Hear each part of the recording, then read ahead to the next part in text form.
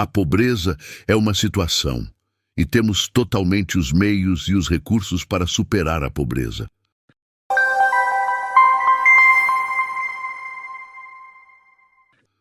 A conversa deve ser: quais são as coisas que precisamos fazer para sair dessa situação? E vou te oferecer uma ideia rápida.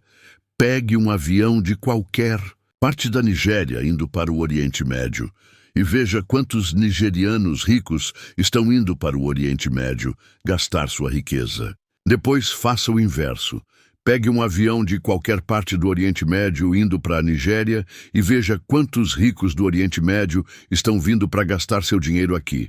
E essa é a resposta que você precisa. Então, para chamar o problema, rotular o problema e diagnosticar o problema, é reconhecer que uma grande parte do problema está em nossa mentalidade. É onde estamos plantando nossos talentos, nossas habilidades e recursos.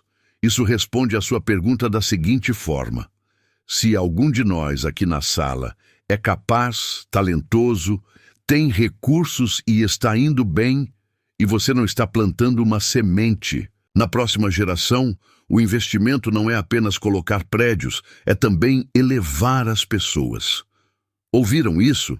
E então, eu valorizo o que Jeff fez aqui, e ele estando aqui, o conselho estando aqui, porque há um reconhecimento de que devemos elevar as pessoas. Acho que este é o ponto mais importante que os africanos precisam entender. Não só o que Jeff disse, que não há eles, mas que eles somos nós. E que cada um de nós tem a responsabilidade de elevar a próxima geração, fazer por ela. E se não fizermos isso, podemos falar sobre isso no PowerPoint, podemos discutir sobre isso, podemos elaborar planos de negócios sobre isso, mas é preciso intenção e esforço reais para fazer o trabalho. O desafio que os africanos têm é que não nos vemos. Quando nos vemos, não vemos excelência. Vou te dar um exemplo bem controverso. Os americanos dirão que os Estados Unidos são o maior país do mundo. Pergunte a eles em que se baseia isso. Dê-me qualquer dado que sustente essa ideia e você vai perceber, depois de 3 ou 4 parágrafos na conversa, que esses dados não existem. Ou seja, todos nós no mundo aceitamos que os Estados Unidos são o maior país do mundo. Não porque são, mas porque o povo acredita nisso. Por isso, o que chamamos as coisas importa. Pare de dizer que a Nigéria é o país mais corrupto do mundo, porque se você chamar isso, será assim. Se você disser que somos pobres, será assim. Essa é a lei universal de como fazemos as coisas se manifestarem. Então, para mim, a razão pela qual viajo pelo continente, a razão pela qual me conecto com a diáspora, a razão pela qual construímos empresas e financiamos negócios e investimos em startups por todo o continente e diáspora, é porque a coisa mais importante que me motiva foi Deus me mostrar que meu trabalho é mostrar aos negros que vocês têm um lugar no palco e não é atrás da casa.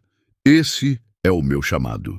Haverá uma pessoa separada, cujo chamado é ensinar isso às mulheres.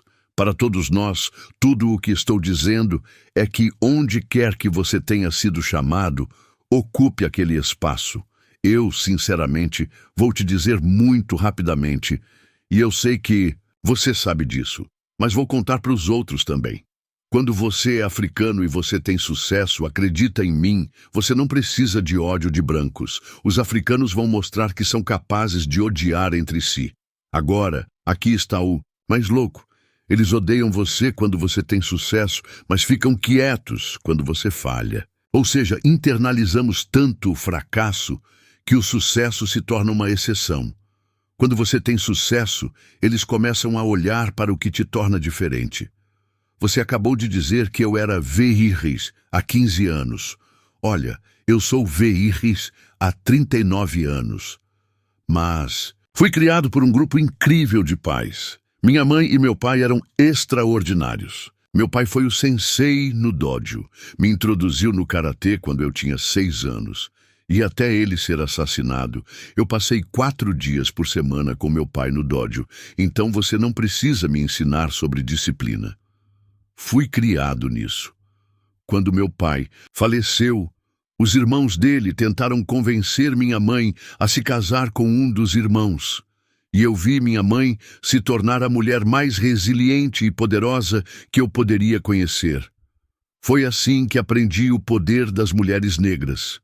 Isso é o que muitas pessoas não entendem. Falamos sobre a África, sobre dados macroeconômicos, crescimento populacional, crescimento econômico.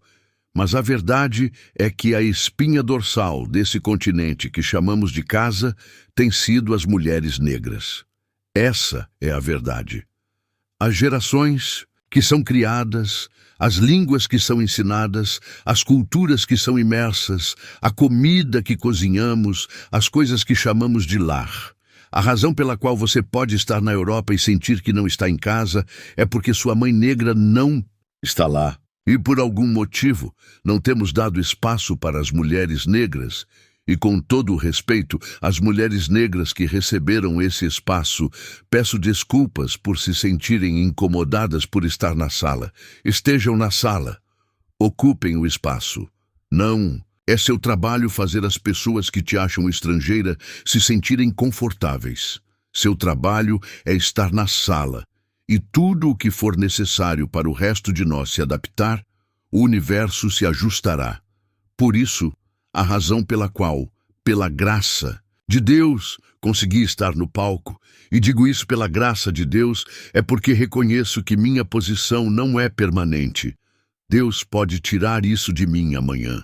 Mas eu o servirei onde quer que esteja, seja bom ou ruim, com dinheiro ou sem dinheiro, com oportunidades ou sem oportunidades, no palco ou fora do palco, eu servirei a um Deus vivo de qualquer maneira. A razão pela qual estou dizendo tudo isso é simples. Se nada mais, apenas olhem no espelho. Negros, somos bonitos, somos poderosos, somos tudo isso.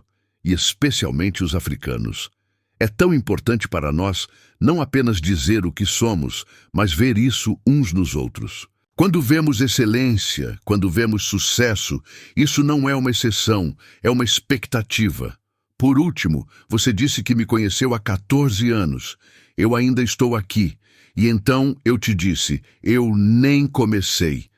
A razão disso é que quando minha mãe me criou, ela tinha uma expressão simples para todos nós em casa. Minha mãe sempre dizia, nesta casa, excelência não é uma expectativa, é o padrão. Então você não recebe um prêmio por ser excelente. Você é excelente. E isso é o padrão. E eu acho que se todos nós nos cobrarmos a esse padrão, vocês podem imaginar o que isso criaria? As marés elevando todos os navios, o que todos nós poderíamos nos tornar e o que poderia se manifestar. A geração que libertou a África do colonialismo físico, essa geração precisa nos libertar da nossa escravidão mental, mas não podemos fazer isso se não falarmos a vida uns aos outros, se não nos chamarmos e se não trouxermos uns aos outros para algo maior. Por isso eu disse que não preciso da falha da Nigéria para que a África do Sul tenha sucesso. Quero que todos os meus irmãos e irmãs nigerianos tenham sucesso, porque o sucesso de vocês é o meu sucesso. Porque adivinhe, para o resto do mundo, é assim que eles nos veem. Se você pousar em outra parte do mundo e disser que é da África, eles não se importam de onde você vem. A África é África, é África, é África. Claro, sabemos que existe a África do Sul e depois todos os outros, mas o ponto é que para eles, a África é a África, a África. Em uma tarde de quarta-feira, um momento de exaustão e incerteza se transformou em um ponto de virada na vida de um empresário que compartilhou sua experiência de superação. A situação envolvia a decisão de abrir um caso de fraude que, além das complicações legais, teria repercussões significativas em sua vida pessoal e profissional. A tensão era palpável, mas a escolha foi adiada. levando-o a um momento de introspecção e reflexão sobre os caminhos a seguir. Após a decisão de deixar o escritório e ir ao ginásio, o empresário adotou uma estratégia simples, porém poderosa. Apenas apareça amanhã. Essa mentalidade de continuar um dia após o outro, enfrentando os desafios sem antecipar o desfecho, foi o que o manteve firme. Para ele, a chave estava na persistência diária, mesmo diante das dificuldades. Durante esse período de isolamento, o empresário relatou uma profunda reconexão com sua fé, algo que ele não havia sempre professado de forma tão clara. Havia algo sobre como Deus usa o isolamento para criar elevação, explicou. A solidão, que inicialmente parecia um obstáculo, se transformou em uma oportunidade de ouvir a voz de Deus com mais clareza. Ele reconheceu que, embora Deus sempre estivesse falando com ele, foi naquele momento que ele percebeu estar verdadeiramente sintonizado. Ao refletir sobre o impacto da fama e do sucesso material em sua vida, o empresário confessou que, no auge de sua popularidade, quando estava sendo destacado em revistas e cercado por bens materiais, não se sentia verdadeiramente realizado. Foi no momento de vulnerabilidade e desafio que ele percebeu que sua verdadeira missão não era ser adorado ou buscar a validação humana, mas servir a algo maior. Aprendi que se eu servir ao homem, sempre vou me decepcionar. Preciso servir a algo muito maior, afirmou, destacando como esse entendimento deu sentido à sua jornada. À medida que sua posição no mundo de negócios se fortalecia, ele percebeu que os ataques e adversidades aumentavam. No entanto, ele agora encara essas dificuldades com confiança, sabendo que a vitória é certa. Eu procuro os ataques, porque sei que, se eles estão me atacando, estou no caminho certo, explicou, destacando que as dificuldades são sinais de que está seguindo a direção certa. Ele comparou essa experiência à atitude de um pássaro típico da África do Sul, que, ao ser perseguido, tenta desviar a atenção do predador. Mas o sábio sabe que, apesar das distrações, deve continuar em frente porque a bênção está naquele caminho. A fé é exatamente assim. Quando o inimigo faz barulho para nos desviar, é essencial manter-se firme no propósito, concluiu.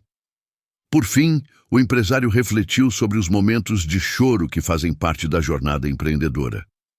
Ele descreveu as lágrimas não apenas como uma expressão de dor, mas como parte do processo de crescimento e transformação.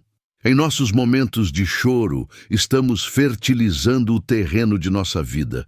Apenas continue, fique em paz, você vai conseguir, disse, oferecendo palavras de incentivo a todos que enfrentam desafios semelhantes.